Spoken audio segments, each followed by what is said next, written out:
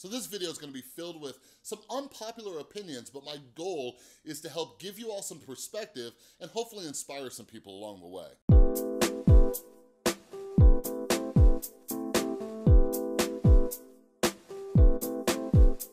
What is up, everybody? This is Chris from The Rewired Soul, where we talk about the problem, but focus on the solution. And if you're new to my channel is all about mental health, and what I typically do is pull different topics from the YouTube community, try to teach you how to improve your mental and emotional well-being. So if you're into that, make sure you subscribe and ring that notification bell. And before I get started, big, huge thank you to everybody following me over on Instagram. As a lot of you know, my goal the last few weeks has been to get to 10,000 followers so I can get that swipe up feature, make things easier for me, make things easier for you.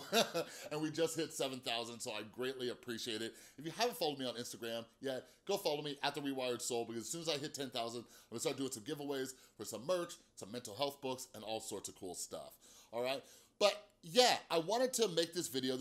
I'm not sure how long it's gonna be, but it's gonna be a little bit of a story time. But I get a lot of messages and comments saying like, oh, Chris, don't burn yourself out. Chris, don't burn yourself out. Now, check it out. I love you guys. Like, something that I try to do, like, I know that you're coming from a place of concern, and I appreciate that. But YouTuber burnout is something that was pretty big in 2018, and I'm just here to let you know, don't worry about me. And the goal of this video is to hopefully give you some perspective on my work, how I do my work, and hopefully, because I know I have other YouTubers who watch my channel now too, I hope it gives them some perspective as well. My goal for this channel is not only to help people with their mental health, but to hopefully motivate and inspire people as well, all right? So anyways, let's get started. A lot of you know I was a drug addict and alcoholic for nearly 10 years, okay? So I started drinking at about 18 and I got sober on my 27th birthday. So like, I know I have a bunch of recovering addicts and alcoholics who are subscribed to my channel, and you know exactly what I'm talking about. That is a full-time job, like you guys, like being a drug addict and alcoholic it's more than a full-time job. It's 24/7. Like, and this isn't a good thing. This is a terrible thing. Like, addiction had me in its clutches. Whenever I would wake up, I needed to find a bottle. I needed to find pills. I was trying to get a hold of my dealer and stuff, right? So I was working full-time jobs throughout my addiction. I got fired quite a few times, or let go, or asked to resign, right? But like, to put it in perspective for you, like, there was one time where I lost a pill in my like high carpeting.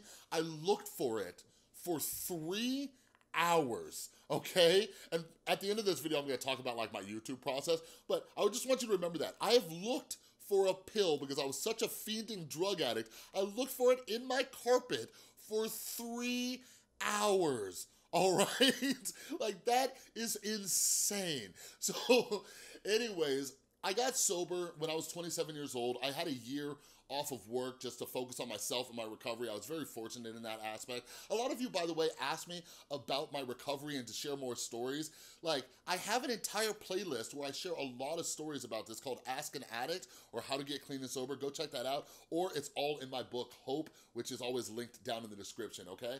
But anyways, I got sober at 27 years old. After a year, I moved back to Vegas because it was time to start being an adult again and be a father to my son again, okay? So I moved back to Las Vegas, and the first job I got was working from 7 a.m. to 3 p.m. And I didn't have a driver's license or a car because messed that up in my addiction. And my job was across town, all right? So I had to take an hour-and-a-half bus ride each way, okay? So if you do the math, if my job started at 7 and I'd take an hour-and-a-half bus ride, that's right, I had to get on the bus at 5:30 in the morning. That meant I was waking up at 4:30 in the morning to get ready to make sure I could hit the bus at 5:30 in the morning. And then guess what? I took an hour-and-a-half bus ride home every single day. I did that 5 days a week, and I missed, like, after working there for almost 2 years, I think I missed like 1 or 2 days of work, all right? So like, put that in perspective real quick. So I was doing that for a long time.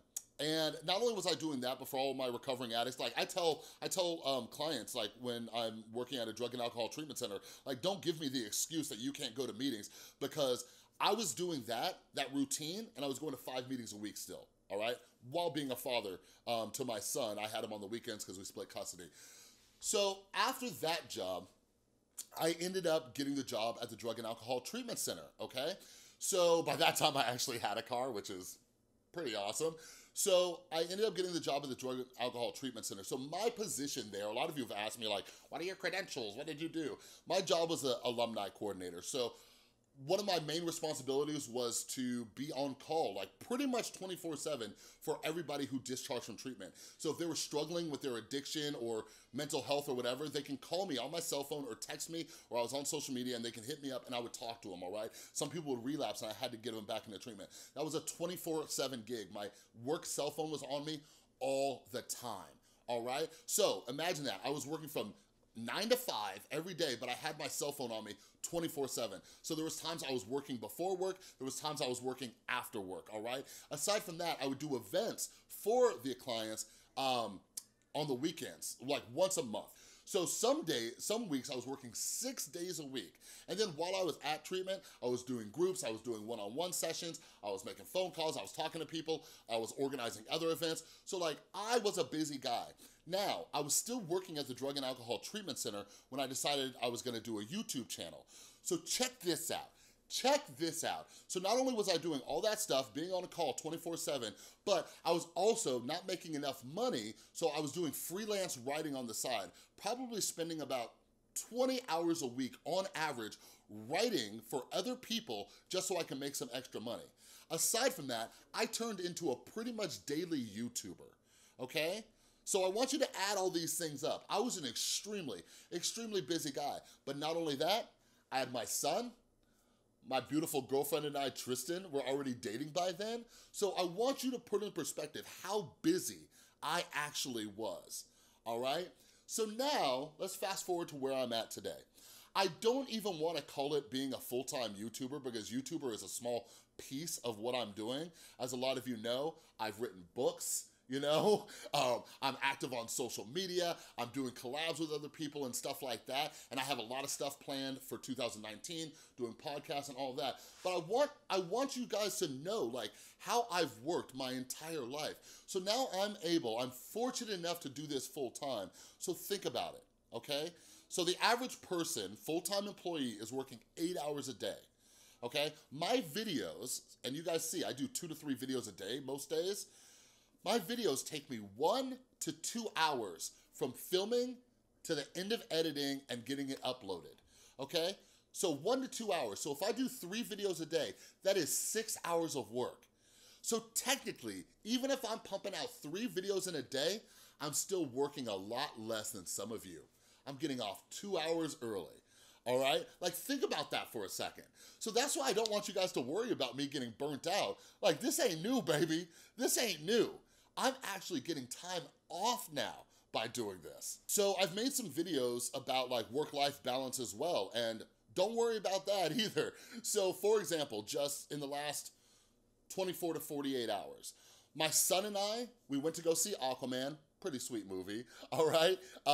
He's been with me most of this week and he's played Spider-Man. Today we're gonna live stream, we're gonna play Fortnite together here on my channel. So Tristan and I, we just binge watched the entire season of Lemony Snicket's in about a day. So like, I want you guys to realize like, I'm getting plenty of time. Half of my day is playing with cats, all right?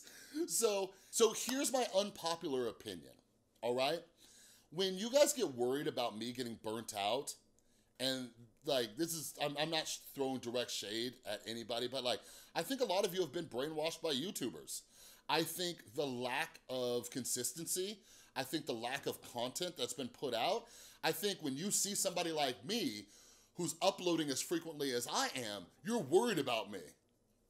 So when you're seeing other YouTubers who are uploading once a week, once a month, like, I know, like, I have empathy. Trust me, I have empathy. But like, you guys are seeing all these people burning out, and like, I want to be somebody on this platform. Like, I've already had other YouTubers saying like, man, you pump out a lot of content. It makes me want to do more. Good. Like, I know other YouTubers have higher production value, but like, one of the issues is, and I'm wearing my shirt today, a lot of YouTubers think that they're these unique unicorns, right? Nobody understands. Nobody understands the plight of a YouTuber, right? But like, for me, I feel like it would be disrespectful to all of you to be doing this full time and not putting in at least 40 hours a week. You know what I'm saying? So like, I know other YouTubers have higher production value than I do, but you guys, like, if you put in 40 hours a week, it's really hard for me to fathom a YouTuber not putting out one video a week. Like, and that's being lenient. I think most YouTubers could do 2 videos a week. Like, I'm insane, and not only do I do videos pretty much every day, I do multiple videos, but think about how much slack I'm cutting to people who are doing a lot less. So like, again, I wanted this to be like a well-rounded, like, kind of story time for all of you to understand, like, don't worry about me. Like, I'm used to hard work. I'm used to hustle, okay? This ain't nothing. After this, Tristan and I, we're gonna set up some stuff in the apartment, and again, I'm gonna play with Dylan. But I want you guys to all think about that real quick, and if any other YouTubers are watching this, I want you to think about this too, because something that I talk about often is, not often enough, is that YouTubers become disconnected from their audience. And like, I'm gonna do some videos on it eventually, but I've seen some YouTubers on Twitter complaining about some stuff. I'm like, oh my God, like, I would feel like such a jerk complaining about this in front of my fans. You know what I mean? Like, I know some of you are working full-time jobs that you hate, right? I know some of you are working full-time jobs. Some of you are working 2 jobs and you have kids. You know what I mean? So like, I feel like I owe it to you guys to put in as much work into this as you're putting in work to the rest of the world. You know what I'm saying? So anyways, I hope this gave you some clarity. And again, like, I appreciate all of you who are worried, like, oh, Chris, don't burn yourself out. Like, I appreciate that. A lot of you ask me, like, do you get enough sleep? Like, my sleep sucks. My sleep apnea has gotten better since I've lost some weight. I think these bags under my eyes are gonna be there forever. I don't know what it is. But yeah, I sleep at least, I don't know, 6 to 8 hours a night. I know I should be getting 7 to 8, or, you know, whatever it is. But yeah, you guys, like, the other thing is too, I'm very fortunate, and this is why my videos are also not only to help you, but to help other YouTubers. Like, I love what I do. I absolutely love what I do. Whenever I find something where I can discuss a mental health topic that might be able to help one of you, it jazzes me up so I can make another video that might be able to help somebody out there. So that's one of the things I have going for me, is I absolutely love doing this. All right, but anyways, I hope this gave you some more clarity on my situation. Don't forget to go follow me on Instagram. We're getting so close to 10,000 followers, all right? But anyways, if you like this video, please give it a thumbs up. If you're new, make sure you subscribe and ring that notification bell, because like I just said, I make a ton of videos. And a huge thank you to everybody supporting the channel over on Patreon. I've updated this list, so all the names should be accurate on this list, wherever it is right here. And the Q&A post is up, so if you have questions and you're a patron, go ahead and ask. All right, thanks again for watching. I'll see you next time.